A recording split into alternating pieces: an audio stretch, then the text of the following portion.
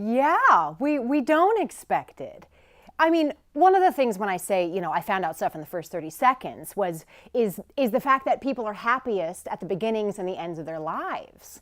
And when I first encountered that, I was completely skeptical. I mean, I'm not an academic, but I am I'm sort of a social scientist by practice, if not, thank you. And I didn't believe it for a minute. I mean, it was just, and then I thought, well, okay, they must have cornered two octogenarians and given them a cookie and said, how you doing? And then I thought, well, okay, that must be the case if you're wealthy, or it must be the case if you're healthy, or it must be the case if you live someplace nice. And that U-curve of happiness, that's called, obtains across class, across cultures, across marital status. It is a function of the way aging affects the brain. And,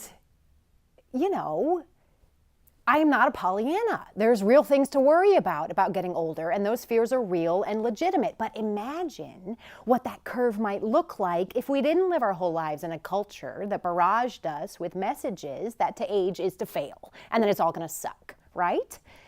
I mean, the biggest, the most negative factor in the lives of gay people is homophobia, right?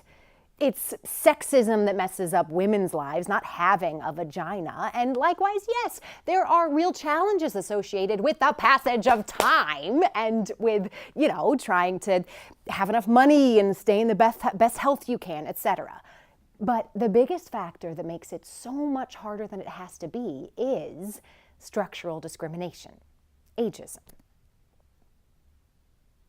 It is like a light switch, right? It's like this, favorite comment people make about the book is like aha moments. And their geek that I am, discovered there's a scholarly term for it, which I love, cognitive liberation, where you have sort of bought into a bill of goods and you discover that it oppresses not just you, but a whole lot of people. And then I'd like to say it's kind of better on the other side, except that sounds sort of, Star Trek-y or something.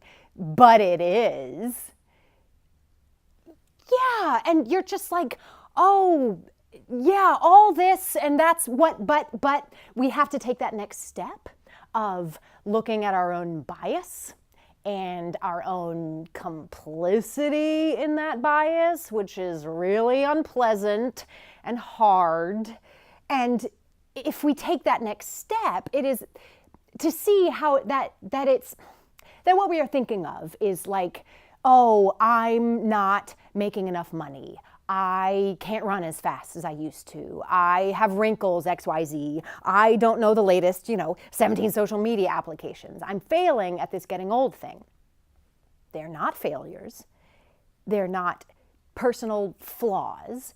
These are widely shared political issues that require a collective solution. And when you wake up to that, and not everyone is an activist or the world would be intolerable, but when people say, okay, you're right, that's fucked up, I want to do something about it, that is liberating.